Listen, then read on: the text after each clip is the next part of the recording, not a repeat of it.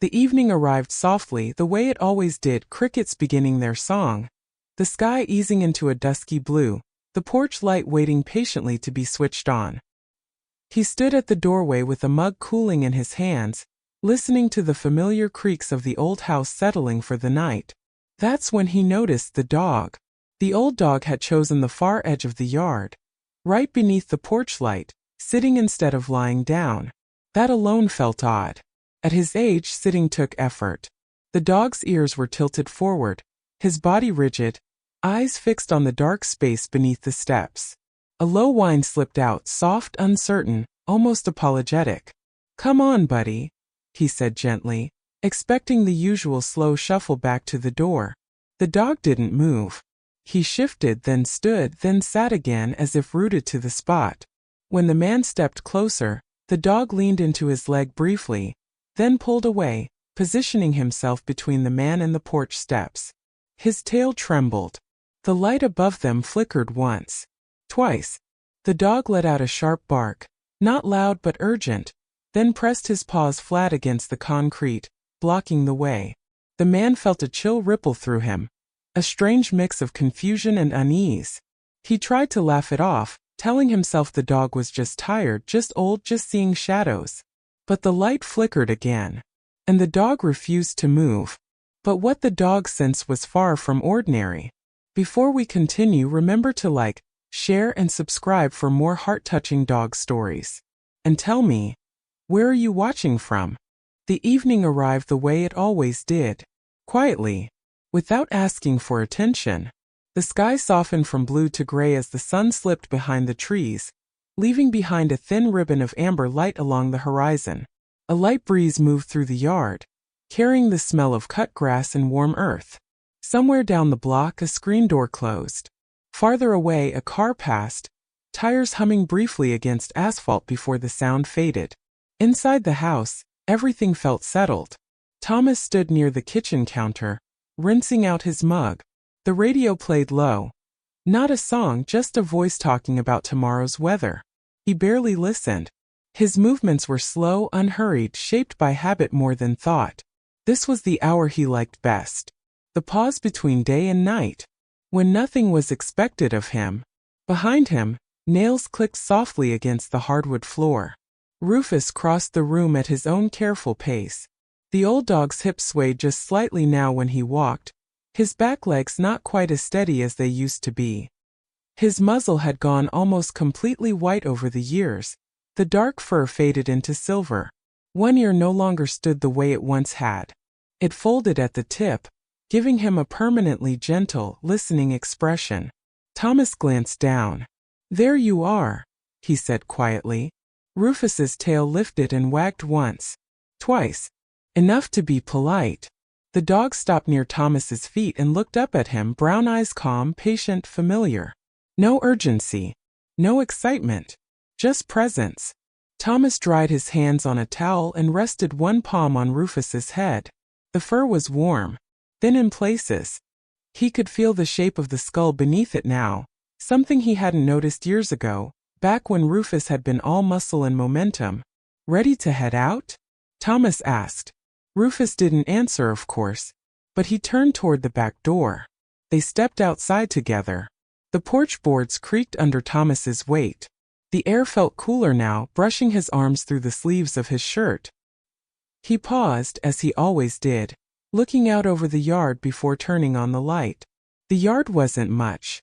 A patch of grass, a fence that leaned a little on the far side, an old oak tree that dropped leaves no matter the season. Rufus walked ahead, moving off the porch and down the 2 shallow steps with care. He sniffed once at the ground, then another time, slow and deliberate. His nose lingered near the base of the steps, drawing in the scents of the day, squirrels, damp soil, the faint trace of something metallic carried on the breeze from the street. Thomas reached for the porch light switch. The bulb hummed faintly as it came on, washing the steps and a circle of yard in pale yellow. Shadows shifted. The oak's branches stretched long fingers across the grass.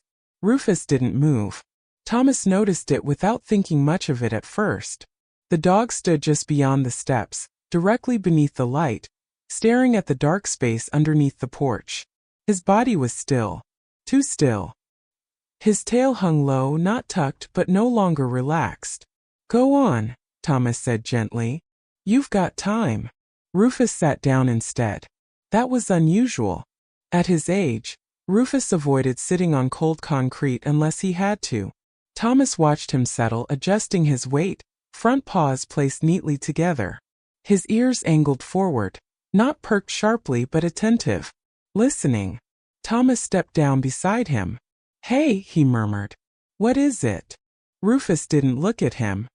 His gaze stayed locked on the narrow darkness beneath the porch, where the light couldn't quite reach. His chest rose and fell slowly. Then a small sound escaped him. A whine. Soft. Uncertain. Almost restrained. Thomas frowned slightly. He followed Rufus's line of sight, peering into the shadowed space beneath the steps. He didn't see anything. Just dirt. Old leaves. A forgotten brick near the foundation. Probably a raccoon earlier, he said, mostly to himself. Rufus shifted. Stood. Then sat again. His tail trembled once before going still. Thomas felt a small ripple of unease. Not fear exactly. Just awareness. The kind that came when something familiar behaved in an unfamiliar way. He took a step closer to the porch. Rufus reacted instantly. He rose and pressed gently into Thomas's leg, then moved deliberately, placing himself between Thomas and the steps. His body wasn't rigid. There was no growl. No aggression. Just placement. Just intention. Thomas stopped. He looked down at the dog, really looked this time.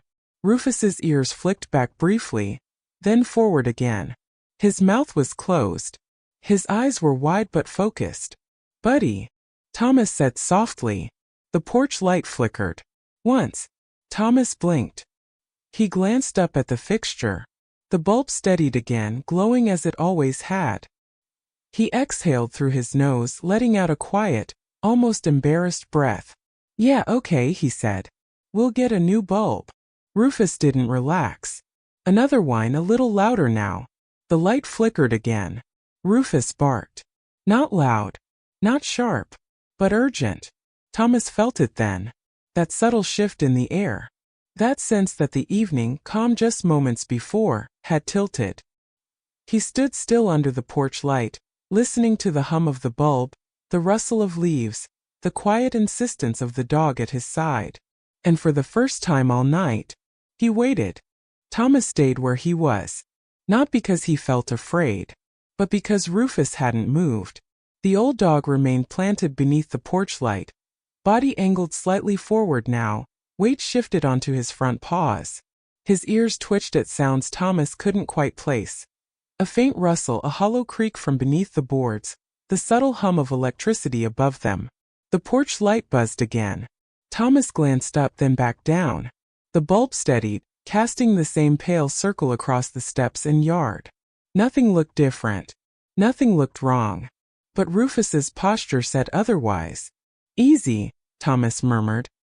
He rested a hand lightly on Rufus's shoulder. The muscle beneath his palm felt tense. Not rigid but engaged, like a spring held just shy of release. Rufus didn't flinch. He didn't pull away. But he leaned forward again, eyes fixed on the darkness beneath the porch.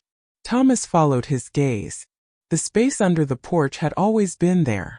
A shallow crawl space where leaves collected and spiders made their homes. He checked it once years ago when a skunk had sprayed nearby, crawling halfway in with a flashlight and a grimace. Now it looked the same as ever. Still. Empty. Probably just hearing things, Thomas said, trying to sound certain. Rufus exhaled through his nose. A sharp, deliberate breath. His tail lifted slightly, then dropped again. Not a wag. More like a signal, something between readiness and restraint. Thomas shifted his weight, intending to step closer to the porch steps. Rufus blocked him again. This time more clearly. He moved sideways, shoulder brushing Thomas's shin, placing his body squarely in the narrow path between man and steps. His head lifted briefly, eyes flicking up to Thomas's face, just long enough to check him, before snapping back to the darkness. Thomas froze. The behavior was subtle. Anyone else might have missed it. But Thomas had lived with Rufus for nearly 12 years. He knew every habit, every quirk. Rufus did not block without reason. "All right," Thomas said quietly. "I see you." He crouched slightly, lowering himself so he was closer to the dog's level. The concrete was cool beneath his hand as he rested his fingers against it, feeling the faint vibration of the porch light overhead. Rufus's nose twitched. Once, twice. He leaned forward, sniffing the air in short, controlled breaths. His mouth opened just slightly, lips pulling back enough to draw in more scent, the way he used to do on walks when something unfamiliar lingered on the breeze. Thomas listened. First there was nothing, then a sound, so faint he almost dismissed it. A soft clicking noise. Irregular. Metal against wood. Or something close to it. Rufus heard it too. His ears snapped forward. His head tilted just a fraction. A low sound vibrated in his chest. Not a growl but a warning hum, restrained and cautious. Thomas's pulse quickened. "Hey," he whispered. "What is that?" The sound came again. A subtle scrape. Then stillness. Thomas straightened slowly. He took a step back without realizing it, creating more space between himself and the steps. Rufus adjusted instantly, maintaining his position, eyes never leaving the shadow beneath the porch. The porch light flickered. Longer this time. Thomas felt the hair on his arms lift. He reached instinctively for his phone, slipping it from his pocket and clicking on the flashlight. The beam cut through the yellow glow of the porch light, pushing deeper into the darkness beneath the steps. Dust motes drifted. A spider skittered away from the sudden brightness. And then something moved. Not fast. Not aggressive. Just deliberate. Rufus barked again. This one sharper. Thomas flinched despite himself. "Okay," he said softly. "Okay, I see it." He didn't know what it was yet. Only that there was something down there that hadn't been there before. Something shifting just beyond the edge of the light. He lowered the phone slightly, angling the beam. The shape resolved slowly. A tangle of wires. A section of insulation torn loose. And beneath it, a small dark form. Rufus leaned forward, muscles tight, but he didn't lunge. He didn't growl. He simply held his ground, chest lifted, presence firm. Protective. Thomas's breath caught. Hey there," he murmured, voice calm out of instinct. The dark form moved again. A faint, unsteady motion. A quiet sound followed, barely louder than the wind through leaves. A whimper. Rufus's posture changed instantly. The tension in his body softened just slightly. His ears angled back now, not in fear but concern. He took a careful step forward, then stopped himself, glancing up at Thomas as if waiting for permission. Thomas swallowed. "Good boy," he whispered. "You did good." The porch light flickered once more. And in that unsteady glow, Thomas finally understood why Rufus had refused to move, why he had blocked the steps, why he had listened so carefully to the dark. This wasn't a threat. It was a warning. And something beneath the porch needed help. Thomas didn't move right away. He stayed where he was, half-crouched beneath the porch light, phone still in his hand, the beam angled toward the darkness. The small shape under the steps remained mostly hidden, a suggestion more than a certainty, and yet the sound it made lingered in his ears. That faint whimper. It stirred something in him. Concern, yes, but also doubt. He straightened slowly, easing the tension from his knees. The air felt heavier now, cooler against his skin. The porch light hummed above them, steady for the moment, as if trying to reassure him. Rufus shifted beside him. The dog's tail gave a small, uncertain wag. His ears remained pinned slightly back, his body angled forward, caught between caution and instinct. "It's okay," Thomas murmured, more to himself than to the dog. "Probably just an animal. Happens all the time." Rufus looked up at him. Just briefly. There was something in that glance Thomas couldn't quite name. Not fear, not confusion. Expectation, maybe. Or patience. Thomas stepped sideways, circling slowly toward the porch steps, careful not to startle whatever was beneath them. He kept his movements deliberate, controlled. Years ago, he'd learned that sudden motions only made things worse with animals, with people, with life in general. Rufus moved with him. Not ahead. Not behind. Directly in front. Thomas stopped short, a breath leaving him in a quiet huff. "Buddy," he said gently. "I've got it." Rufus didn't budge. His stance widened slightly, paws planted more firmly now. His head dipped, chin low, eyes still trained on the crawl space. A quiet whine escaped him, strained, almost pleading. Thomas sighed. Age does strange things to dogs, he thought. Makes them anxious.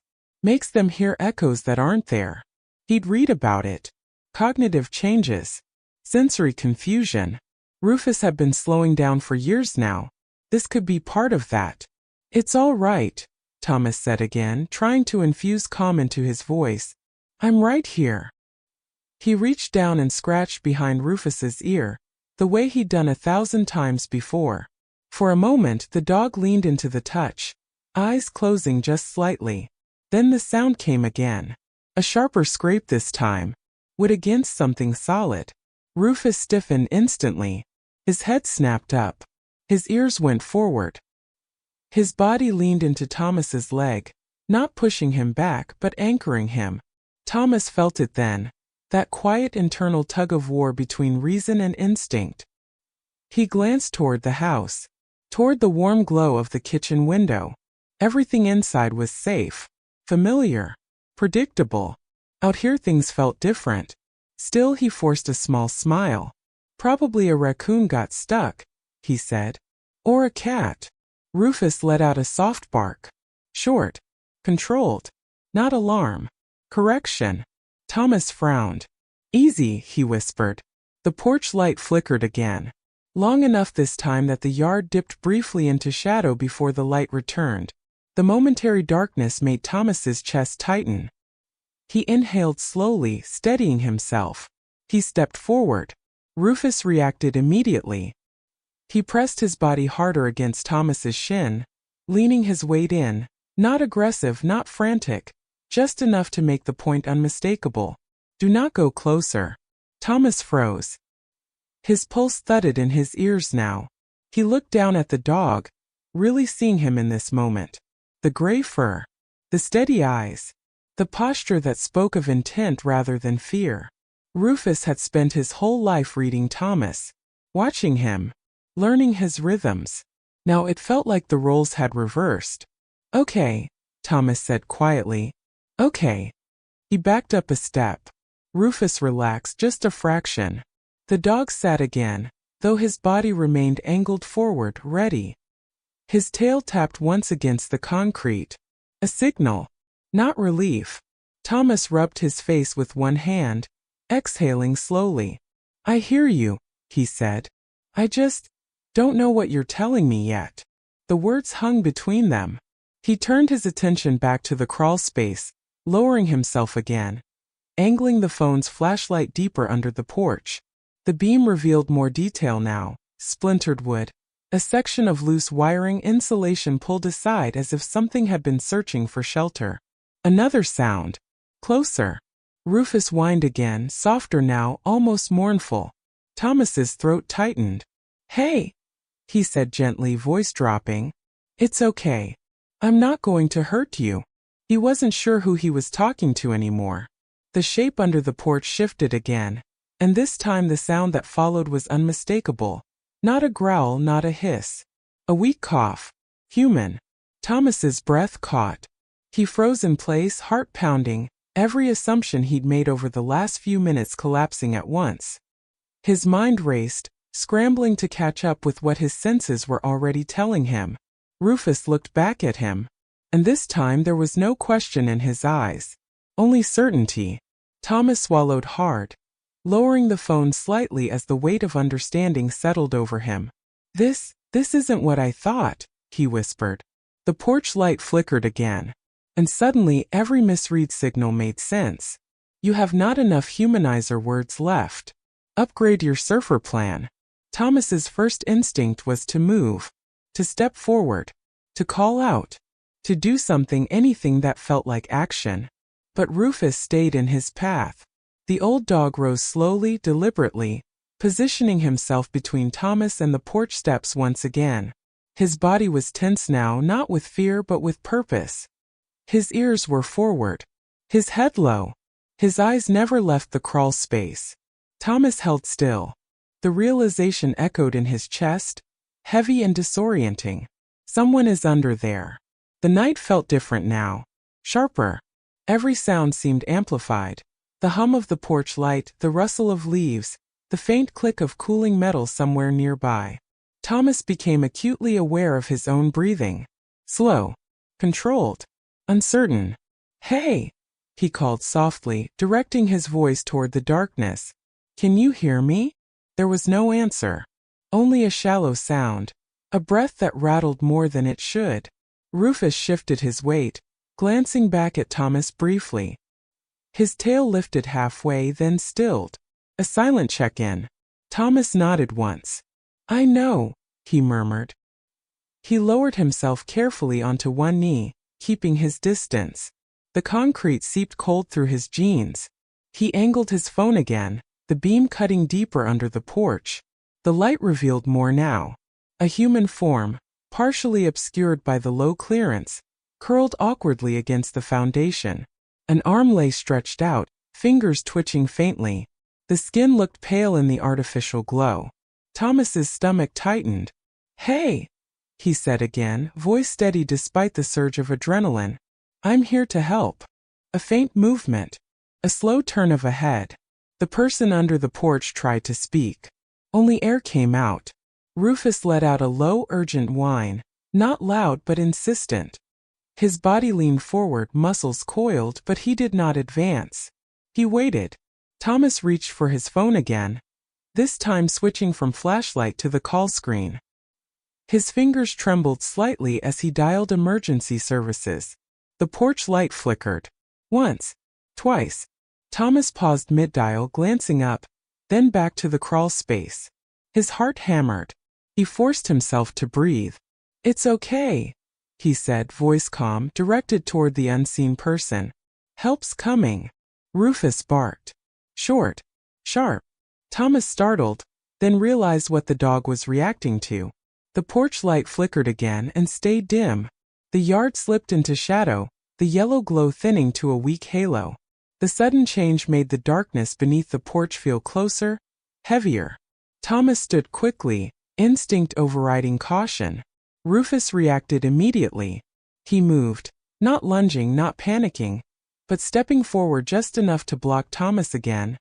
Body firm, presence unmistakable. Thomas stopped short. "I just need to check the light," he said under his breath. Rufus didn't move. His tail was still now, his posture unyielding. Thomas felt a surge of frustration, not at the dog but at the situation.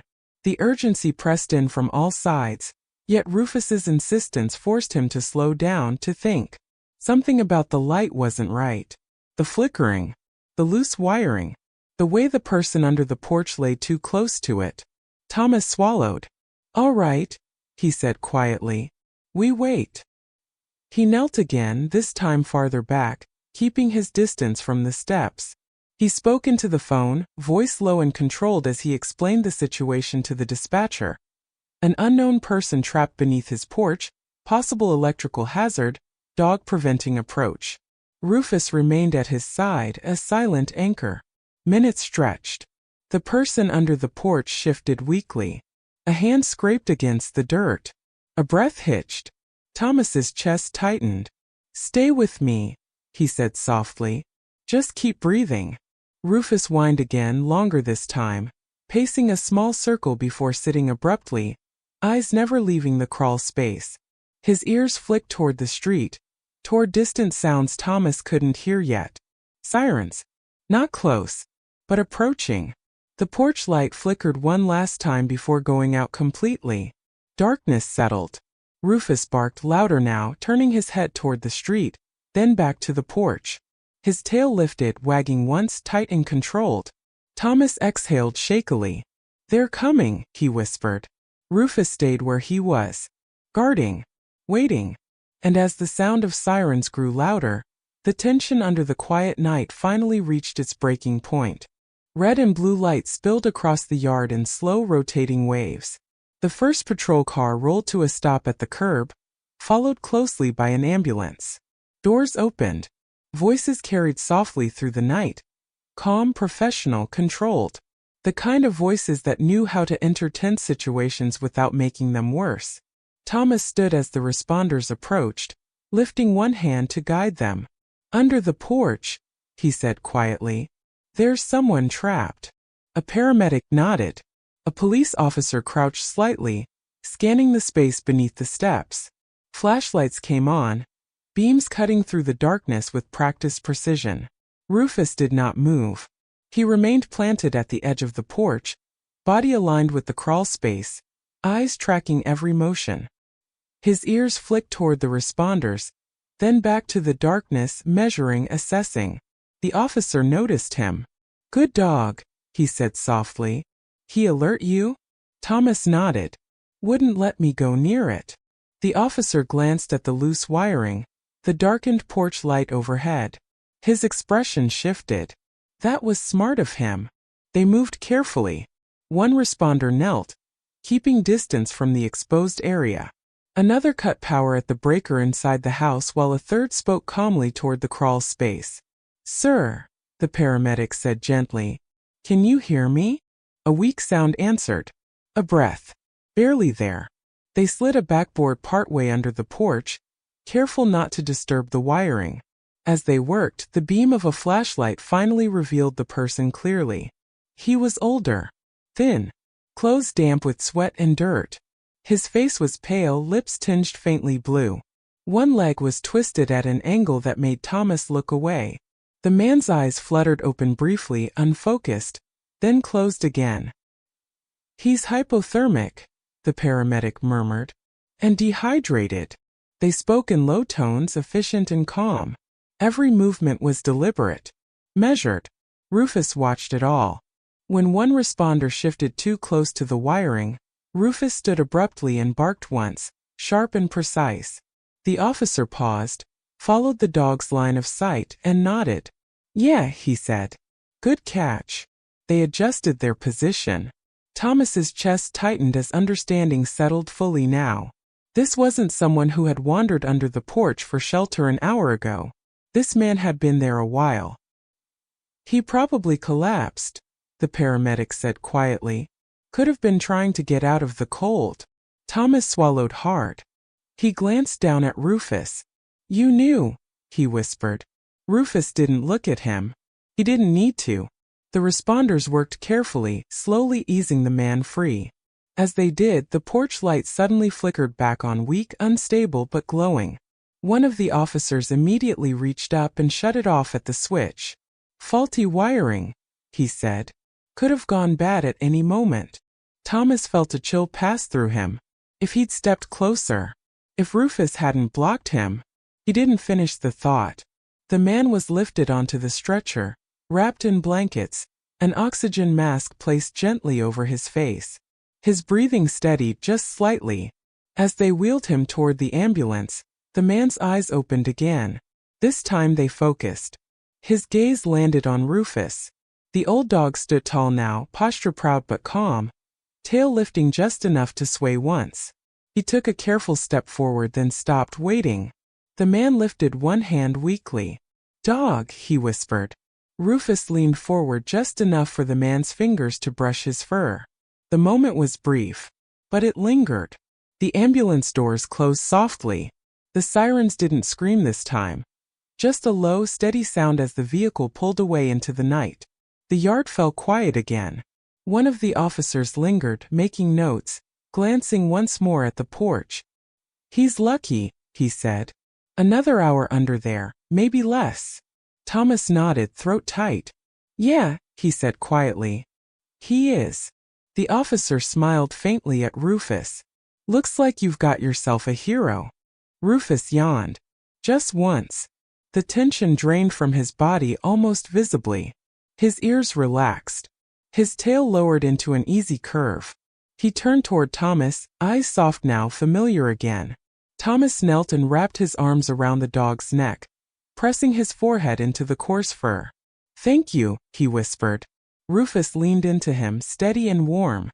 Above them, the porch light remained off. But the truth had come fully into view. And nothing about this night would ever feel ordinary again. The yard didn't return to normal right away. Even after the ambulance disappeared down the street, even after the police car pulled away and the red-blue reflections faded from the fence, something lingered in the air. A quiet charge. A sense that the night had been changed by what had happened beneath the porch. Thomas stayed outside longer than he usually did.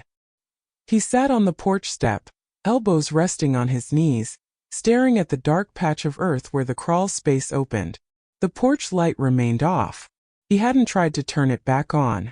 Somehow the darkness felt more honest. Rufus lay beside him. Not stretched out. Not asleep. Just resting, chest rising and falling slowly, eyes half open. The dog's body was close. Close enough that Thomas could feel the warmth through his jeans. Rufus's head rested against Thomas's leg, a quiet weight that grounded him. Thomas exhaled. Long, shaky. "That was close," he murmured. Rufus's ear flicked at the sound of his voice. His tail tapped once against the wood. Thomas reached down and ran his fingers through the fur at the dog's neck. He moved slowly, deliberately, the way you do when you're trying to reassure yourself as much as someone else. "I didn't even think," Thomas said quietly. "I just assumed." Rufus shifted, adjusting his position so he was pressed more fully against Thomas's side. No judgment. No response. Just presence. The house behind them felt suddenly fragile. Thomas glanced over his shoulder at the door, the warm light inside spilling onto the porch floor.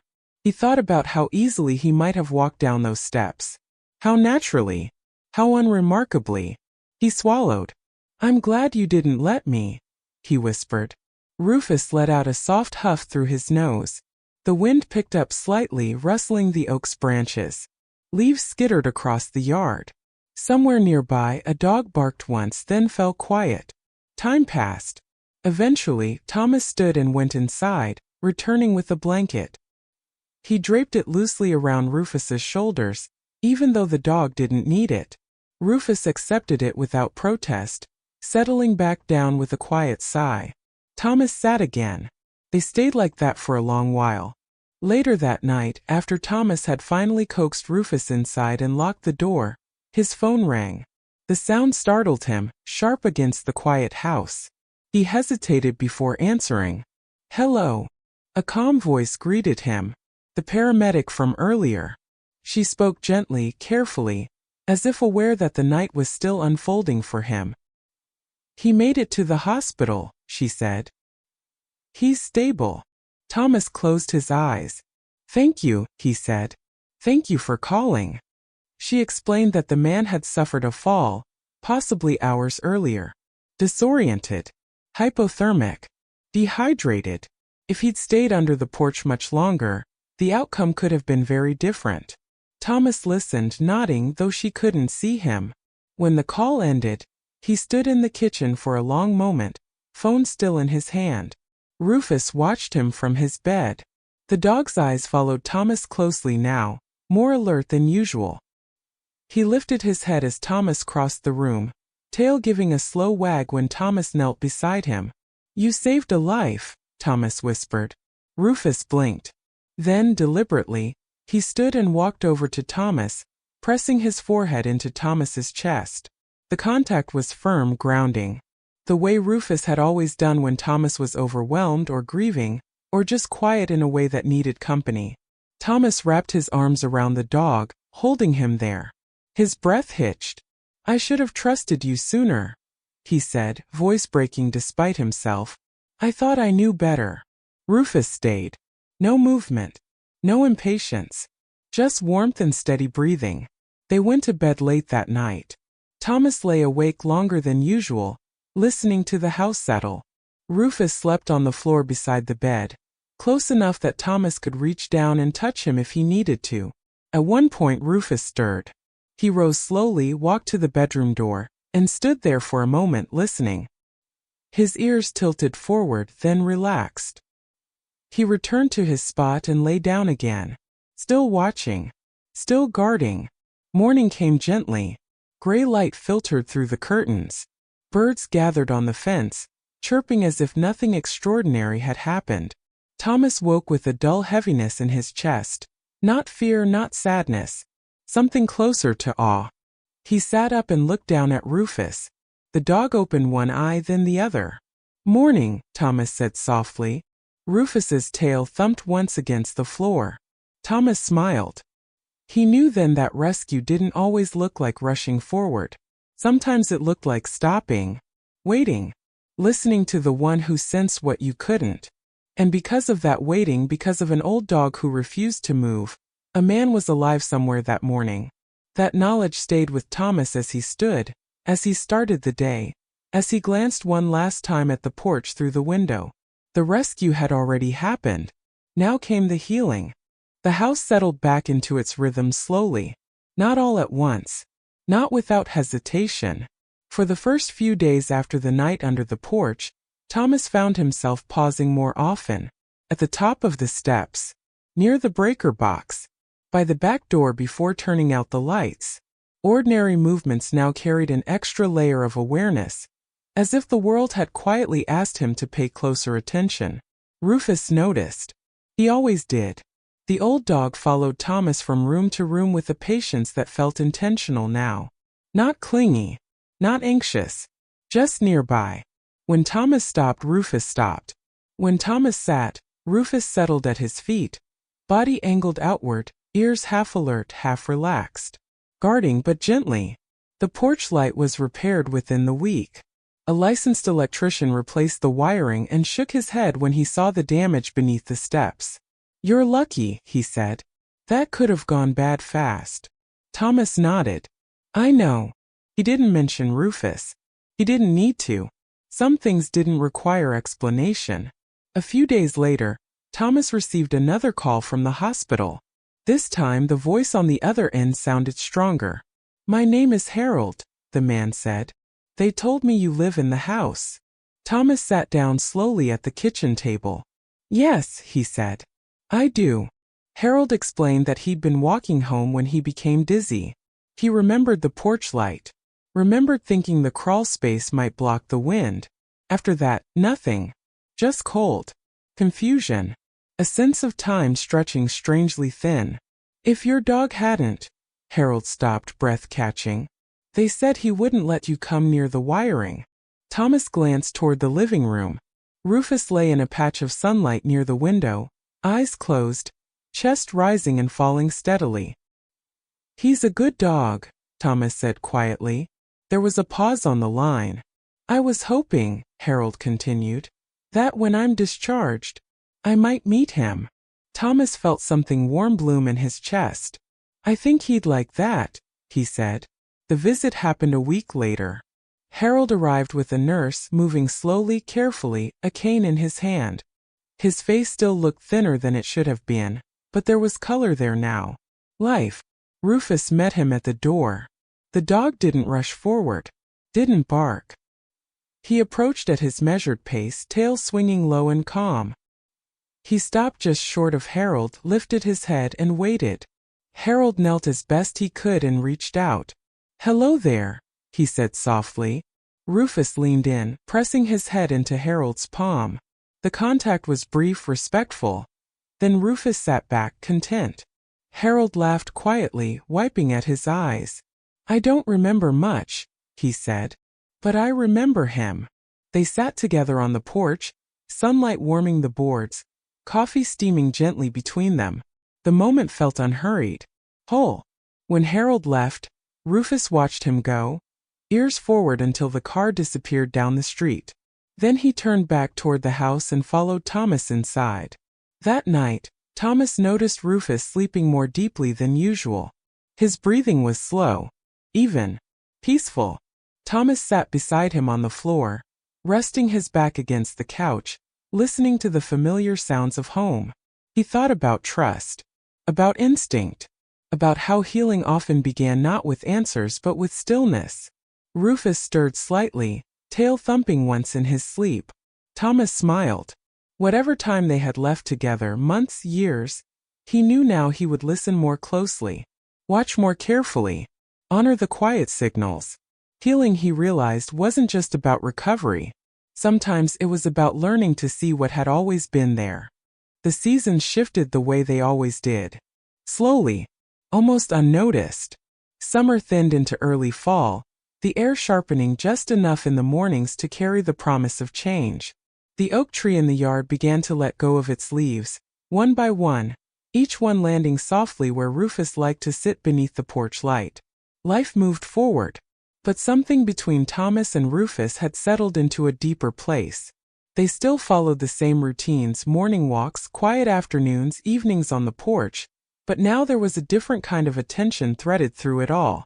Thomas watched Rufus more closely, not with worry, with respect. He noticed the way Rufus paused before stepping onto unfamiliar ground, the way his ears shifted when something unseen passed nearby, the way he chose his spots carefully, always with intention. And Rufus seemed lighter, not younger, just at ease. One evening, weeks after everything had happened, Thomas sat on the porch again as the sky dimmed. The porch light glowed steadily now, repaired and reliable. The yard looked the same as it always had. Rufus walked to his familiar place beneath the light. He sat. Thomas watched him from the steps. There was no tension this time. No warning. No urgency. Just a dog resting in the glow, eyes half-lidded, breathing slow and calm. Thomas smiled softly. He thought about how easily moments like that could be overlooked. How often people mistook quiet for emptiness, stillness for nothing at all. He thought about how close he had come to stepping forward when he should have stopped. Rufus lifted his head and looked back at him. Their eyes met. Thomas felt it then, not gratitude, not awe, something steadier. Something rooted. A bond shaped by years, deepened by trust, sealed by a single night when instinct spoke louder than words. "Come on," Thomas said gently. Rufus stood and crossed the porch at his own pace. He settled beside Thomas, leaning his weight against him, familiar and grounding. The porch light hummed softly above them. No flicker. No warning. Just warmth. Thomas rested his hand on Rufus's back and let the quiet settle in. He knew with a certainty that needed no proof, that some bonds weren't built in moments of excitement or triumph. They were built in pauses, in listening, in choosing to trust the ones who saw the world a little differently. Rufus sighed and closed his eyes. And under the steady porch light, the night passed gently, held together by an unbreakable bond that had already saved a life, and quietly changed another forever.